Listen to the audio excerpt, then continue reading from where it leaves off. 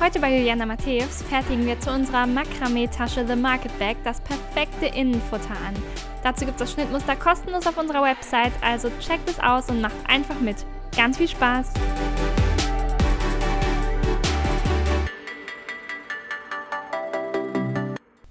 Hallöchen ihr Lieben, ich bin's Juliana vom DIY-Modelabel Juliana Matthäus. Ganz egal ob mit oder ohne Näh- und DIY-Erfahrung, mit uns könnt ihr euch selbst exklusive, trendorientierte und verantwortungsvolle Mode schaffen. Das The Market Bag Lining ist die perfekte Ergänzung zu deiner selbstgemachten Makramee-Tasche The Market Bag, denn jetzt hat alles seinen sicheren Platz. Portemonnaie, Schlüssel, Smartphone, das Futter ist herausnehmbar, das heißt es ist auch ganz easy zu waschen und das Beste, wir fertigen es genau auf die perfekte Länge für deine selbstgemachte Market Bag. Das The Market Bag Lining gehört zur Kategorie Ready to Sew und das bedeutet wie immer, dass ihr keinerlei Erfahrung im Nähen mitbringen müsst. Alles, was ihr braucht, ist Zugang zu einer Nähmaschine, denn den Rest erkläre ich euch Schritt für Schritt hier im DIY-Video-Tutorial. Also macht direkt mit, pausiert, wo ihr es braucht, wiederholt so oft ihr möchtet, dann kann nichts schief gehen und ihr könnt auch nichts vergessen. Wenn ihr die Juliana Matthäus The Market Bag Lining DIY-Modebox schon da habt, dann kann es direkt losgehen, denn wie immer habt ihr alles, was ihr braucht, in der perfekten Menge schon da und in super guter Qualität. Ja, und bevor ich es nachher vergesse, liked und kommentiert auch bitte dieses Video, wenn es euch gefällt und abonniert auch unseren Kanal, denn dann könnt ihr keinen Teil unserer neuen Kollektion mehr verpassen. Ja, dann lasst uns mal gemeinsam in die Box schauen. Als erstes haben wir hier einen Umschlag mit zum Beispiel Informationen zur Pflege, dann natürlich unser Schnittmuster zum Ausschneiden, unseren Oberstoff, unser recyceltes Nähgarn, ein Stück von unserem recycelten Makramee-Band, ein Juliana Matthäus Stoffetikett, ein paar Druckknöpfe und eine Sicherheitsnadel. Ja, und damit wollen wir jetzt was Schönes zaubern. Dafür nehmen wir uns als erstes unser Schnittmuster, falten das einmal auseinander und schneiden dann unser hier einziges Schnittteil einmal entlang der äußeren Linie, also dort, wo auch das Scherensymbol zu sehen ist, aus. Probiert das möglichst ordentlich und gerade. Ich fange hier an der rechten Seite an und arbeite mich einmal Schritt für Schritt um das ganze Schnittteil vor, bis ich wieder da angekommen bin, wo ich angefangen habe zu schneiden.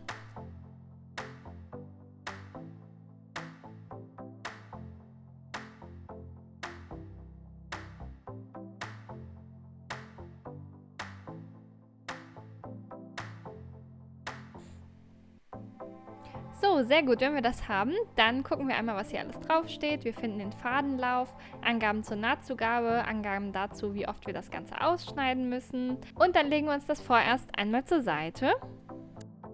Was wir sonst noch auf unserem Schnittbogen finden, ist einmal ein Schnittbild, hier in diesem Fall ganz einfach, und der QR-Code, der zu unserem Tutorial führt. Das scheint ihr ja aber schon gefunden zu haben.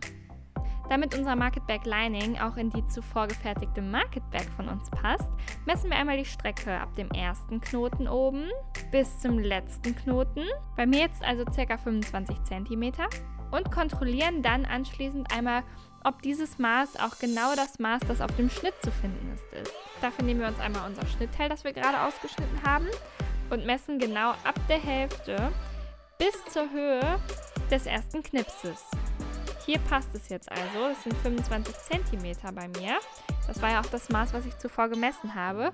Ich habe also genau geknüpft, wie ich es vorher im DIY-Video-Tutorial gesagt habe. Es kann natürlich aber auch sein, dass der eine oder andere ein bisschen loser oder ein bisschen fester geknotet hat. Und dann ist es wichtig, dass wir das Futter jetzt anpassen. Ich zeige euch als erstes die Variante, wie ihr den Futterbeutel größer macht, also wenn ihr weitere Abstände zwischen den Knoten habt als ich. Und zeichne mir dafür eine Linie genau in der Hälfte meines Schnittteils ein, parallel zum Fadenlaufpfeil, und schneide mein Schnittteil einmal entlang dieser Linie aus. Ja, jetzt haben wir zwei Teile. So, ich ziehe mir die ein bisschen auseinander und nehme mir jetzt ein Hilfsblatt dazu. Das kann ganz einfach ein Druckerblatt sein oder ein Schmierblatt, irgendwas, was ihr da habt. Wichtig ist, es sollte lang genug sein, um die ganze Strecke hier von oben bis unten einmal abzudecken. Meins ist nicht lang genug, deswegen schneide ich mir das einfach nochmal in der Mitte durch. Klebt es dann einfach mit einem Klebestift oder ihr könnt auch Tesafilm oder so benutzen, aufeinander, damit es lang genug ist.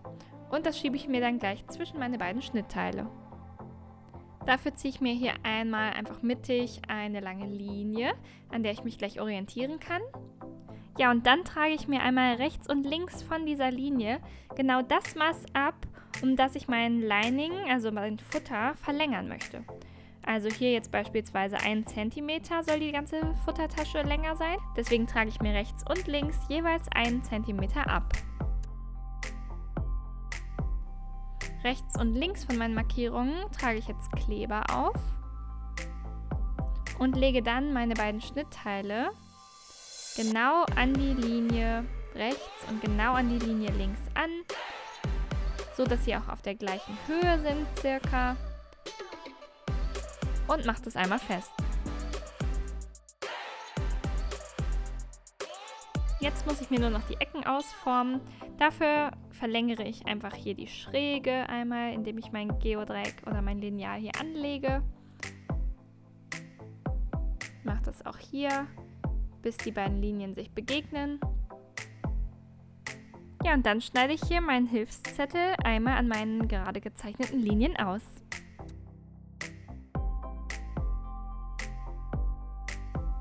Ja, fast genauso geht es, wenn ihr euer Schnittteil verkürzen möchtet. Das zeige ich euch jetzt.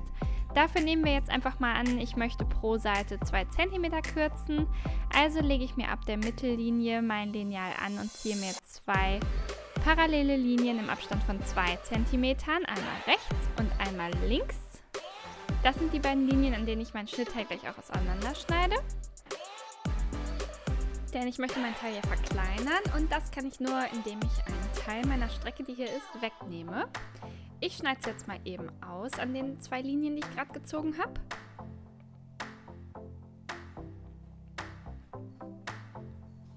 So. Und als nächstes kann ich meine beiden Teile aneinander schieben.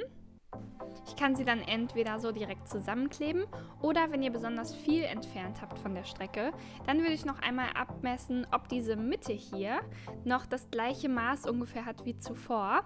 Dann einmal nach außen die Linie verlängern, die mittlere, und die Ecken neu ausformen. Aber im Normalfall sind es nur wenige Millimeter, die hier wegkommen, dann könntet ihr das auch einfach so lassen und zusammenkleben. Wenn das Schnittteil vorbereitet ist, dann bereiten wir auch unseren Stoff vor. Dafür nehmen wir ihn uns einmal, klappen ihn auseinander und nehmen ihn mit zum Bügeleisen. Alternativ könnt ihr ihn auch bei 30 Grad waschen, aber wenn es direkt losgehen soll, dann macht es so wie ich und bügelt bzw. dampft ihn einmal richtig ab. Ich lege ihn mir hier also auf, nehme mein Bügeleisen, das ist so auf 2, 2,5 gestellt und der Dampf ist aktiviert. Das heißt, ich dampfe einmal den kompletten Stoff hier ab, ziehen mir immer ein Stück weiter, sodass ich alle Stellen einmal getroffen habe und dann läuft er uns auch später nicht mehr ein, wenn wir ihn dann bügeln oder nutzen oder dann mal wieder waschen. Das wäre natürlich unschön, deshalb möchten wir das vor der Verarbeitung machen. Jetzt wird zugeschnitten, dafür legen wir uns den Stoff einmal vor uns auf, sodass die kurze Seite hier rechts liegt mit der Webkante und horizontal vor uns die lange Seite vom Stoff. Dann nehmen wir uns unser Schnittteil dazu, legen es so auf den Stoff, dass der Fadenlaufpfeil einmal parallel zu der kurzen Seite liegt. Das ist hier auch ganz einfach, weil die rechte und linke Seite vom Schnittteil ja auch gerade sind. Das heißt, ihr könnt einfach darauf achten, dass hier die rechte Schnittkante und der Stoff parallel liegen. Dann nehme ich mir meine Stecknadeln und stecke das Schnittteil einmal auf meinem Stoff fest.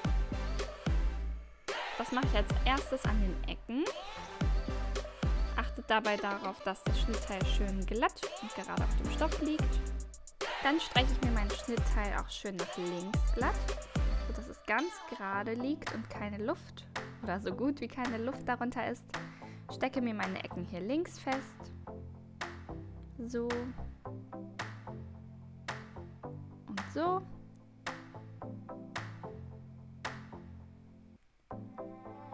Dann noch die Ecke hier unten. Und dann fange ich schon mal an, mit meinen Stecknadeln die Strecken zu halbieren, damit auch da nichts verrutscht, wenn ich es gleich zuschneide. Mache das gleiche hier auf der oberen Seite wieder. Und wenn ich dann mein Schnittteil einmal ringsherum festgesteckt habe und das Gefühl habe, es liegt jetzt gut auf und es kann beim Zuschneiden nicht sehr verrutschen, dann seid ihr bereit und könnt eure Schere dazu holen. An der äußeren Kante unseres Schnittteils schneiden wir jetzt einmal möglichst ordentlich entlang. Ihr müsst euch nichts aufzeichnen, keine Nahtzugaben, denn alles ist bereits in dem Schnittteil enthalten. Und ein kleiner Tipp zum Zuschneiden, ich würde die Schere, also die untere Seite, immer auf dem Tisch entlang führen, denn so habt ihr einen viel stabileren Halt und könnt viel ordentlicher zuschneiden, als wenn ihr es in der Luft probiert. Hier geht das Zuschneiden schnell, denn wir haben beim Market Bag Lining nur ein einziges Schnittteil.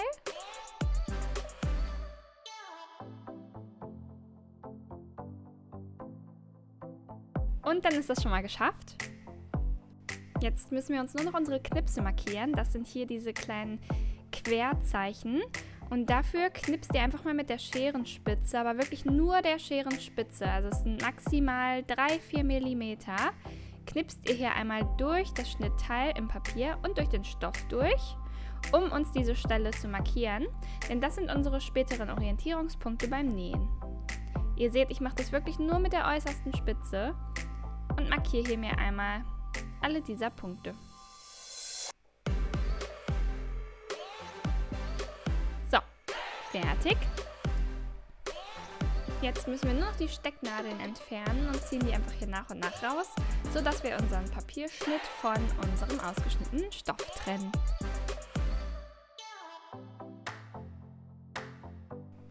Ja, und dann würde ich sagen, ran an die Nähmaschine. Ich nähe das Market Bag Lining mit meiner Nähmaschine von W6, unserem Nähmaschinen-Kooperationspartner. Ich kann sie total empfehlen, sie ist total leise und näht super klasse und es ist ein Familienunternehmen aus Norddeutschland. Dann benötigt ihr einmal euer Nähgarn. Wir nutzen ausschließlich recyceltes Qualitätsnähgarn und spult davon einiges auf eure Spule. Wenn ihr irgendwie noch Fragen zum Einfädeln in eurer Nähmaschine habt, dann schaut gerne unser Grundlagenvideo, denn da erkläre ich alle Basics, die ihr wissen müsst. Wir stellen jetzt hier einmal unseren Stich ein und dann nehmen wir den Zickzackstich. Ich stelle den auf eine Breite von 3,5 und auf eine Länge von 1,4. So. Hier seht ihr links schon mal eine Vorschau und damit versäubern wir jetzt alle Ränder von unserem Stoff.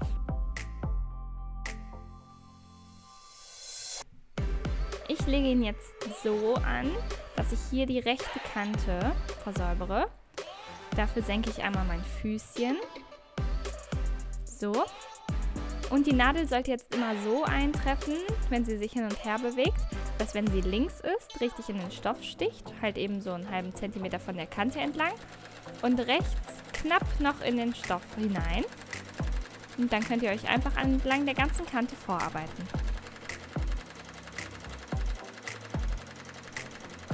Wenn ihr zu einer Ecke kommt, dann lasst die Nadel in der tiefen Position im Stoff stecken, hebt euer Füßchen, dreht euren Stoff in die Richtung, in die es jetzt gehen soll, denn jetzt möchten wir ja diese Kante hier versäubern. Genauso auch an den Ecken hier. Ich lasse meine Nadel stecken, hebe meinen Nähfuß und lege mir den Stoff in die richtige Richtung und dann versäubere ich einfach weiter. Wer von euch eine Overlock-Maschine hat, kann das natürlich super gerne auch damit machen. Die Nähte werden natürlich umso schöner. Aber ich möchte hier zeigen, dass es mit einem normalen Zickzackstich auch ganz einfach geht. Und die kann ja so jede handelsübliche Haushaltsnähmaschine. Ja, alle anderen Seiten funktionieren genauso. Deswegen würde ich sagen, ich beschleunige mal etwas. Ihr versäubert jetzt einfach alle Ecken. Ja, und dann sehen wir uns gleich wieder. Übrigens für jede Menge DIY-Inspiration, coole Styling-Tipps und vieles weitere folgt uns doch super gerne auf unserem Instagram-Kanal. Den findet ihr unter juliana-matthäus_official. Wir würden uns freuen.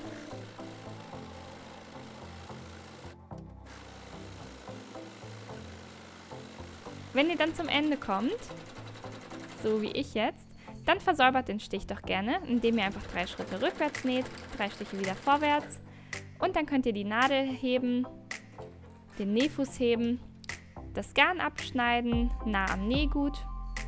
Ja, und dann ist unser Teil fertig versäubert. So sieht das Ganze aus mit dem Zickzackstich. Es ist schön ordentlich und hier kann jetzt nichts mehr ausfransen.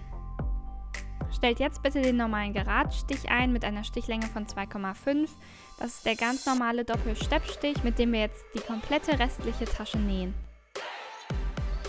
Unser Teil falten wir einmal in der Mitte, sodass die kurzen Strecken hier rechts aufeinander liegen. Und dann nehmen wir uns einmal unsere Stecknadeln, denn wir möchten uns jetzt die Strecke aufeinander stecken, die wir jetzt als nächstes nähen. Und das ist einmal hier an der oberen Seite. Da stecke ich mir einmal eine Quernadel auf der Höhe von meinem ersten Knips, denn nur bis dahin soll die Naht gleich gehen. Die soll also von dort gehen, einmal bis nach hier ganz rüber zum Bruch, den wir gerade gelegt haben. Und diese Strecke stecke ich mir jetzt einmal komplett mit meinen Stecknadeln fest. Ich stecke mir erst hier links eine, dann nochmal eine in der Mitte, hier, nochmal eine hier rechts, so dass die Lagen schön miteinander abschließen und genau aufeinander liegen. Genau das gleiche mache ich jetzt auch noch auf der anderen Seite. Auch hier habe ich wieder meinen Knips. Stecke mir hier eine Quernadel, denn da möchte ich starten. Und die restliche Strecke, die ich gleich nähen möchte, also bis hier zum Bruch, stecke ich mir auch wieder schön aufeinander. Dabei steche ich mit meinen Stecknadeln durch beide Lagen, um sie schön miteinander zu befestigen. So sieht das Ganze jetzt aus und genau das werde ich nähen, genauso wie die Strecke hier unten. Bevor es losgeht, habe ich mir hier noch ein kleines Probeteil genommen, also einen kleinen Teil von meinem Stoffrest. Hier probiere ich einmal aus, verriegel am Anfang, nähe einfach mal eine gerade Naht, verriegel am Ende wieder, schneide den Faden ab, hebe Nähfuß und Nadel und gucke mir einmal an, ob der Stich ordentlich und gut aussieht. Das ist hier bei mir der Fall. Auf beiden Seiten hat man eine schöne, ordentliche Naht. Die ist schön reißfest, gleichmäßig. Und genauso soll das sein. Wenn ihr jetzt aber irgendwie noch was Komisches feststellt, dann behebt das doch bitte, fädelt doch vielleicht nochmal aus und ein. Das ist die häufigste Ursache für Fehler. Ja, und dann positioniere ich jetzt meinen Stoff so, dass ich da losnähen kann, wo meine Nadel, die Quernadel, gesteckt ist. Also meine Nähnadel, mit der ich jetzt losnähe, soll genau auf der Höhe von unserem Knips losnähen. Dafür habe ich meine Stecknadel einmal entfernt, nähe los und verriegle auch am Anfang ein paar Stiche zurück und ein paar Stiche vorwärts und nähe dann in einem Abstand von 1 cm zur Kante vom Stoff entlang bis zum Ende und verriegel dort wieder. Ich nähe wirklich bis zum Ende, gern auch einen Stich darüber hinaus, denn da soll es komplett geschlossen sein. Dann Nähfuß und Nadel heben, einmal abschneiden und so sieht das Ganze jetzt aus. Ich habe hier wirklich bis zum Ende genäht, im Abstand von 1 cm eine gerade Naht. Das mache ich natürlich auf der anderen Seite auch noch, denn das sind unsere beiden Seitennähte für unseren Taschenbeutel.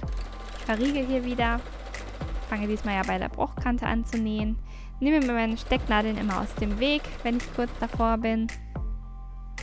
Nähe auch hier wieder in einem Abstand von 1 cm bis zu meiner gesteckten Quernadel. Dort verriegel ich, nehme mir die Nadel auch hier raus, hebe wieder meine Nadel und meinen Nähfuß, schneide meinen Faden ab und weiter geht's. Ich bügel mir jetzt meine Nahtzugaben einmal auseinander. Dafür könnt ihr auch gerne etwas Dampf benutzen. Achtet dabei darauf, dass ihr vielleicht nicht die Tasche so legt, dass ihr jetzt super viel von der Rückseite zerknittert, sondern euch das so legt, dass darunter möglichst alles glatt liegt und bügelt die Nahtzugabe auch bis oben hin wirklich 1 cm um. Also so wie ich es hier jetzt mache. 1 cm soll das sein, die ganze Zeit. So sieht das Ganze dann aus und macht das bitte auch noch auf der anderen Seite, denn genau das, was wir hier gerade umbügeln, das möchten wir im nächsten Schritt einmal feststeppen. Dafür nähen wir hier runter, dann hier einmal rüber im Abstand von 1 cm und hier wieder hoch. So sieht das an der Nähmaschine aus.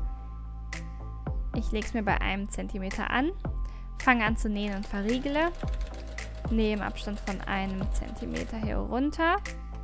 Lege mir dann schon mal mein Teil so zurecht, dass ich jetzt nicht, wenn ich weiter nähe, drüber nähe, sondern es ist nur die eine Lage, auf der ich nähe. Und nähe dann 1 cm vorbei an meinem Schlitz. Da lasse ich die Nadel stecken, hebe den Nähfuß, drehe mein Nähgut einmal so, dass ich einmal hier im rechten Winkel rüber nähen kann, über die Nahtzugaben. Hier 1 cm von meinem Schlitz entfernt, bis ich wieder 1 cm auf der anderen Seite von meinem Schlitz gelandet bin. Lasse die Nadel wieder stecken und hebe den Nähfuß, senke ihn dann wieder, nähe dann weiter, bis ich ganz oben angekommen bin. Da verriegele ich wieder, hebe wieder Nadel und Nähfuß, schneide meinen Faden ab und habe das fertig genäht. Schaut mal her, so sieht das Ganze aus. Ich bin auf der einen Seite rüber, dann einmal 90 Grad rüber, 90 Grad wieder gedreht und auf der anderen Seite wieder hoch. Macht das bitte jetzt auch noch auf der anderen Seite. Ich nähe hier wieder los und verriegele. 1 cm an meinem Schlitz vorbei und lasse die Nadel stecken. Ist übrigens immer bei Ecken super hilfreich, die Nadel einfach stecken zu lassen und nur den Nähfuß zu heben. So bekommt man ganz ordentliche Ecken hin. Vielleicht für den einen oder anderen auch für später mein guter Tipp. Dann sollte man natürlich den Nähfuß immer wieder senken, denn sonst gibt es ein komisches Stichbild und irgendwas verheddert sich. Also immer darauf achten beim Nähen, dass der Nähfuß unten ist, wenn man losnäht. Ja, und wenn wir das haben, dann geht es wieder ans Bügeln. Dafür nehmen wir uns jetzt als erstes mal hier zum Beispiel Handmaß oder Lineal oder Maßband und klappen an der oberen Kante 5 mm um. Das könnt ihr mal ausmessen. Es soll wirklich nur eine kleine Kante sein. 5 mm umklappen und dann gerne schön heiß mit Dampf drüber bügeln.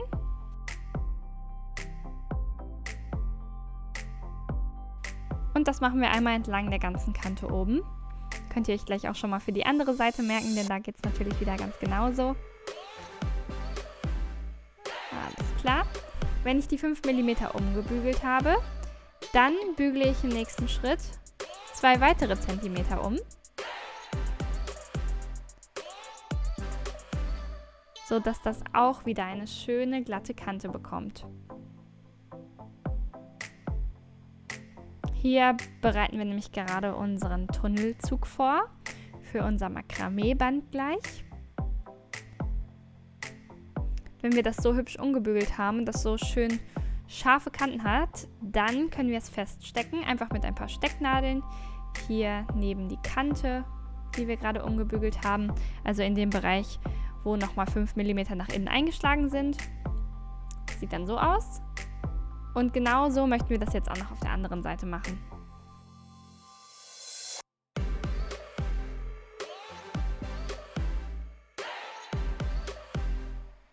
Ich bügele also wieder 5 mm um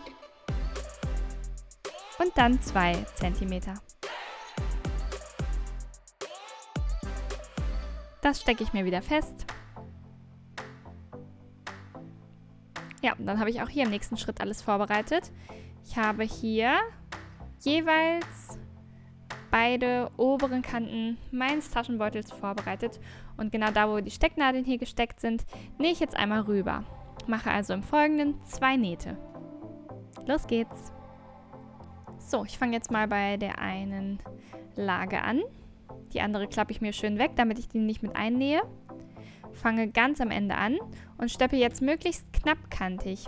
Also da, wo ich es umgefaltet habe, möchte ich noch drauf landen, aber wirklich nur so 1-2 mm neben der Kante. Da steppe ich jetzt entlang. Fange an, verriegle und nähe weiter. Ihr seht es möglichst nah an der Kante daran. Nehme mir meine Stecknadeln dann wieder nach und nach raus und nähe einmal ganz bis zum Ende, wo ich dann auch wieder gleich verriegeln werde.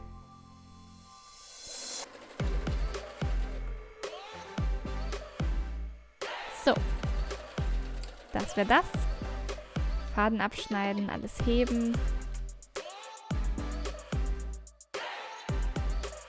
So sieht das Ganze aus. Ganz ordentlich, nah an der Kante und gleich bereit, um unser Garn da durchzuziehen. Und genau das gleiche natürlich wieder auf der anderen Seite.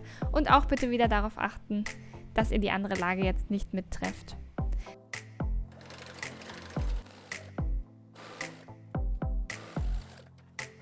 Im nächsten Schritt steppen wir nochmal knappkantig, aber auf der anderen Seite, also hier entlang der Kante.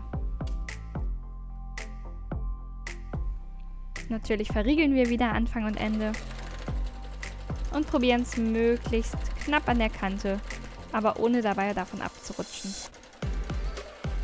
Dann verriegeln wir wieder, schneiden den Faden ab, heben Nähfuß und Nadel und dann sollte das Ganze so aussehen. Wir haben jetzt also oben und unten eine schöne Naht und unser Tunnelzug legt sich dadurch ganz schön glatt und ordentlich. Auf der anderen Seite unseres Taschenbeutels machen wir das natürlich auch wieder. Nähen hier einmal knappkantig drüber. Verriegeln wieder. Ja, und dann würde ich sagen, ist das Gröbste eigentlich schon geschafft. So, das haben wir jetzt alles schon vorbereitet. Richtig gut sieht es aus.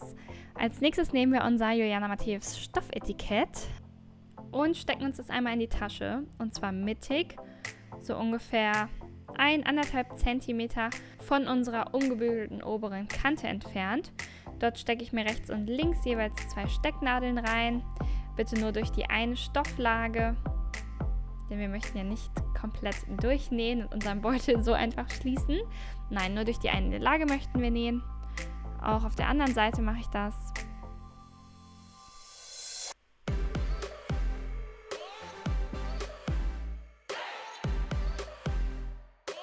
So.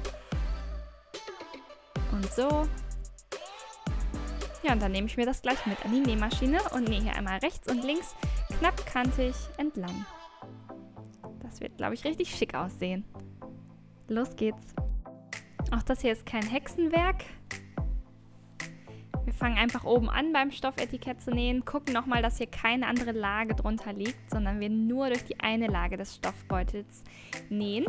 Ich nehme mir eine Stecknadel raus, verriegle, nähe hier einmal komplett runter, bis zum Ende von meinem Etikett, verriegle wieder, ja, hebe wieder Nadel in den Nähfuß, schneide meinen Faden ab, dann ist die erste Hälfte schon befestigt und genau das machen wir noch mit der zweiten Hälfte des Stoffetiketts.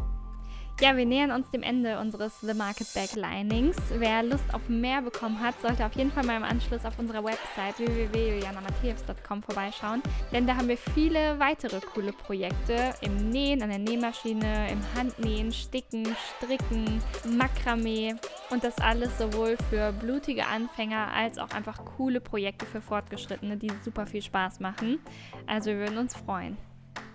Und tada, einer meiner Lieblingsmomente, wenn das Designed by Us, Made by You Etikett eingenäht ist, denn dann sieht es einfach schon so gut wie fertig aus. Ja, aber wie kommt der Beutel in unsere Tasche? Als nächstes benötigen wir einmal unser Makramee-Band. Das nehmen wir einmal in der Hälfte und halbieren es, sodass wir 2 gleich lange Bänder haben. Zack. Als nächstes nehmen wir uns unsere Sicherheitsnadel dazu und stecken eins der Bänder mit dem Ende auf die Sicherheitsnadel. Die schließen wir dann und gehen genau mit der Sicherheitsnadel durch unseren zuvor gefertigten Tunnelzug. Schiebt die Sicherheitsnadel und das Band immer ein Stück weiter. Das macht mir persönlich immer total viel Spaß. Ich hoffe euch auch. So, schiebt den Stoff dann immer weiter nach rechts. Dann nähert ihr euch schon dem Ende.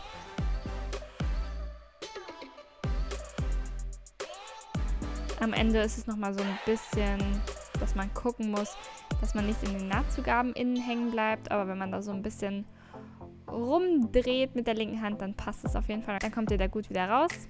Entfernt die Sicherheitsnadel dann. Ja, und dann ist die eine Seite hier komplett fertig.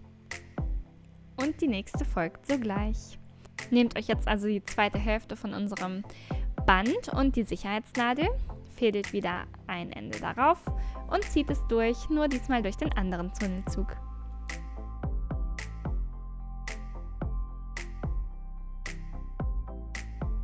Jetzt entfernen wir die Sicherheitsnadel wieder. Ja, und haben jetzt alles soweit fertig. Als nächstes können wir unseren Beutel einmal umdrehen, damit die schöne Seite außen ist. Da holen wir auch die Ecken schön raus, damit die schön spitz sind. So, das sieht doch schon richtig gut aus. Ja, und dann können wir als letztes noch unsere Druckknöpfe anbringen. Da nehmen wir das Paar einmal auseinander. Zack.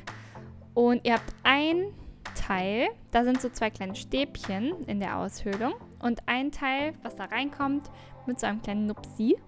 Das Teil mit den Stäbchen im Loch legen wir jetzt einmal auf, mittig über unser Stoffetikett, nehmen uns unsere Nähnadel dazu, sowie ein Stück von unserem Nähgarn, so ungefähr eine Armlänge, ziehen uns das Garn hier durch nach dem Einfädeln und machen einen Knoten in beide Enden zusammen.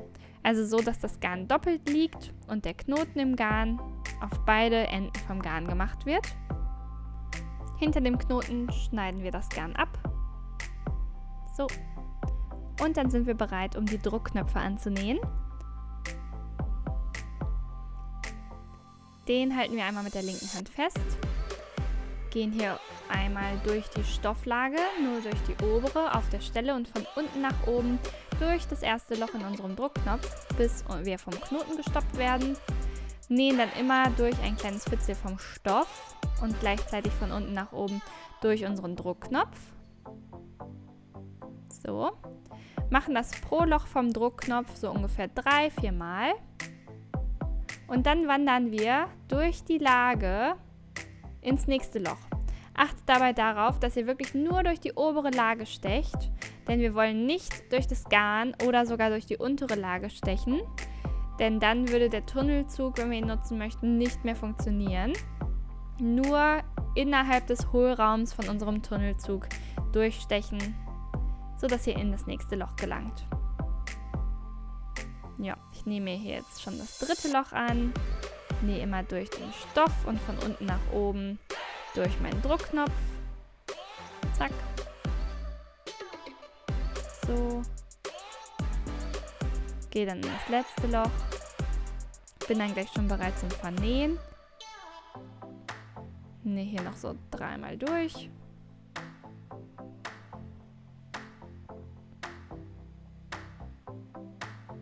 Dann gehe ich nochmal hier an den Anfang. So, und dort steche ich einmal auf der Stelle und gehe dann mit meiner Nadelspitze durch die Schlaufe, die da entsteht. Mache das noch einmal, steche auf der Stelle und gehe durch diese Schlaufe. Ja, und dann ist alles fertig vernäht. Ich kann das jetzt hier nur noch abschneiden. Ja. Fertig. Und so mache ich das auf der anderen Hälfte auch noch. Dafür lege ich einmal das andere Teil vom Druckknopf auf den Druckknopf und gucke, ob die auch schön aufeinander passen. Denn die sollen natürlich genau an der richtigen Stelle positioniert sein. Aber wenn ihr das einfach mittig macht, dann passt das ja genau. Ich halte mir dann mein anderes Teil hier wieder fest. Schön mittig auf meinem Tunnelzug. Habe wieder einen Knoten in meinem Fadenende, der mich dann stoppt. Und nähe auch diesen Druckknopf einfach so an wie den zuvor.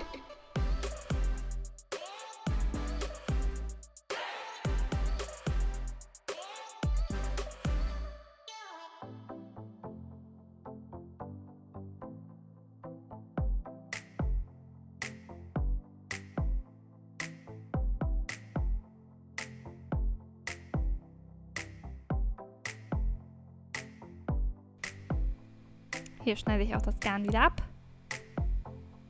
So, und das war der allerletzte Schliff für unser Market Bag Lining.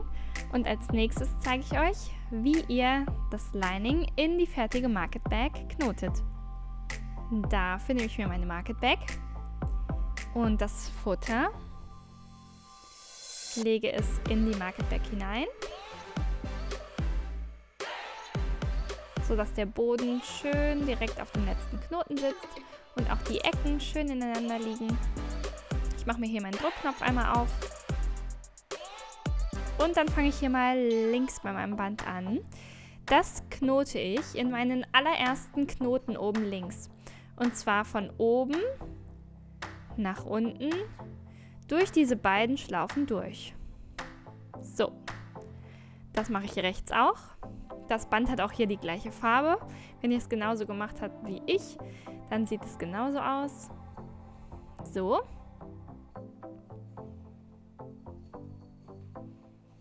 Dann drehe ich mir das Ganze einmal um.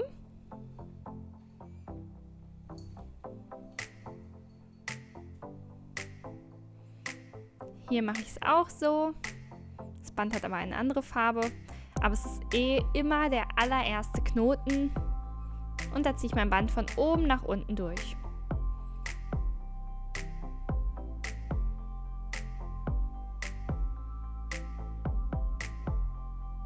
So. Haben wir das schon mal. Und die beiden Bänder, die wir jetzt also durchgezogen haben, die möchte ich jetzt mit einem Doppelknoten verbinden.